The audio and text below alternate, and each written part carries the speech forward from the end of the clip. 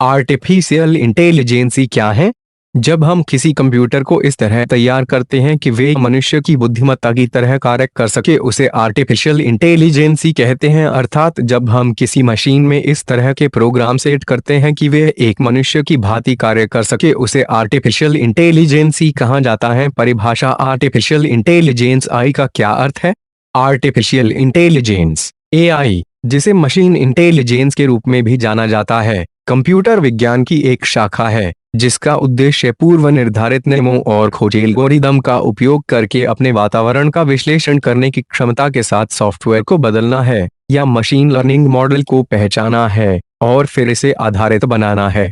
कृत्रिम बुद्धिमत्ता के प्रकार types of artificial intelligence friends. Artificial intelligence को आई भी कहते हैं और इसे 3 भागों में डिवाइड किया गया है।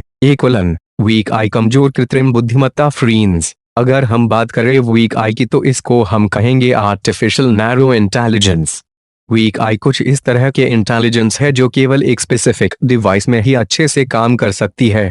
फॉर एग्जाम्पल, अगर आपका कंप्यूटर चेस गेम खेलता है तो वो चेस खेलने में एक्सपर्ट है, बट उसके अलावा वह वीक आई कुछ और नहीं कर सकता है। या फिर मैं बात कर अमेज़न, फ्लिपकार्ट जैसे शॉपिंग साइट्स में जो रिकमेंडेशन नीचे आते हैं, अगर आप कुछ खरीदते हैं तो पर ये सिस्टम एक्सपर्ट है, अपना काम करने के लिए है, बट ये चेस गेम नहीं खेल सकता है। तो ऐसे इंटेलिजेंस जो केवल एक स्पेसिफिक एरिया में काम कर सकते हैं उसे हम कहते हैं आर्टिफिशियल नैरो इंटेलिजेंस फ्रीन्स। अब आपको समझ में आ गया होगा कि वीक आई क्या होता है, कैसे काम करता है और यह क्यों एक ही डिवाइस में केवल एक काम कर सकता है। स्ट्रॉन्ग आई, शक्तिशाली कृत्रिम बुद्धिमत्ता फ्रीन्स। अगर हम बात करें इंसान के दिमाग का तो ये बहुत कॉम्प्लिकेटेड है। इंसान के पास बहुत ज्यादा कॉमन सेंस है या फिर कहे कि ऐसी इंटेलिजेंस है जो एक मशीन में शायद नहीं आ सकती है, तो मशीन को कुछ इंसान के दिमाग जैसा बनाने के लिए आती है स्ट्रॉन्ग आई, जिसे हम आर्टिफिशियल जनरल इंटेलिजेंस भी कहते हैं। फ्रीन्स। स्ट्रॉन्ग आई ऐसा सिस्टम है जहां पर इंसान का दिमाग और मशीन दोनों लगभग बराबर होता है, यानी कि जो काम आप कर सकते हैं, आप जो सोच सकते हैं और ऐसी बहुत सी कॉमन चीजें हैं जो हम इंसान आराम से कर लेते हैं, अगर वो सब काम एक रॉबोट या मशीन कर पाए तो उसे हम कहेंगे स्ट्रॉन्ग आई या आर्टिफिशियल वाइड इंटेलिजेंस। सिंगुलैरिटी, विलक्षणता फ्रीन्स। स्ट्रॉन्ग आई का यूज अभी तक नहीं होता है, ये शायद 2050 तक मार्केट में आ जाएगी, तब आपको ऐसे मशीन, ऐसे रॉबोट देखने को मिलेंगे जिनका इंटेलिजेंस लेवल इंसान के बराबर होगा। फ्रीन्स। अगर आप सोच रहे हैं कि इसके आगे कुछ नहीं है तो आप बिल्कुल गलत सोच रहे हैं, क्योंकि ये आर्टिफिशियल इंटेलिजेंस ही है।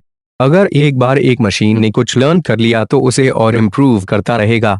फॉर एग्जाम्पल, अगर हमारे पास कुछ कंप्यूटर है तो मिलकर और अच्छा कंप्यूटर बनाएंगे, और जो कंप्यूटर बनेंगे उनको मिलाकर और अच्छा कंप्यूटर बनाएंगे। तो ऐसे में ये जो आई है ये और ज्यादा एक्सपोनेंशियल लेवल घटी स्तर तक बढ़ते जाएंगे। तो ऐसे में एक चीज निकल कर आएगी जिसे हम कहेंगे सिंगुलैरिटी या आर्टिफिशियल सुपर इंटेलिजेंस। अगर हम जनरल में कहें तो सिंगुलैरिटी ऐसी इंटेलिजेंस है जिसके आगे इंसान कुछ भी नहीं है। मतलब अगर एक बार ये इंसान के दिमाग के लेवल में आ गया तो बढ़ते बढ़ते उससे कहीं आगे निकल जाएगा। फ्रीन्स। ऐसे में देखा जाए तो ये बहुत अच्छी बात है, हम बहुत अच्छे से कंट्रोल करेंगे चीज़ों को, हम नए नए एक्सपेरिमेंट करेंगे और हमारे पास बहुत पावरफुल रॉबोट रहेंगे तो उनकी हेल्प से हम बहुत कुछ कर पाएंगे।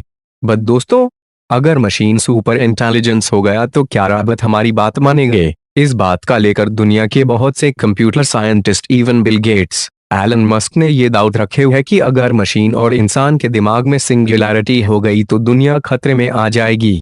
बट अगर सुपर इंटेलिजेंस का टाइम आया और मशीन इंसान के सारे रूल को सही सही फॉलो करने लगे तो इसे हम कहेंगे आर्टिफिशियल इमोशनल इंटेलिजेंस। मतलब मशीनों के पास इमोशन होगा जिससे वह इंसान के कंट्रोल में रहे। तो दोस्तों, अब आपको समझ आ गया होगा कि आर्टिफिशियल इंटेलिजेंस क्या होता है और ये आगे कहाँ तक जा सकता है। आप अपने विचार और प्रतिक्रिया को हमें कमेंट करके बता सकते हैं।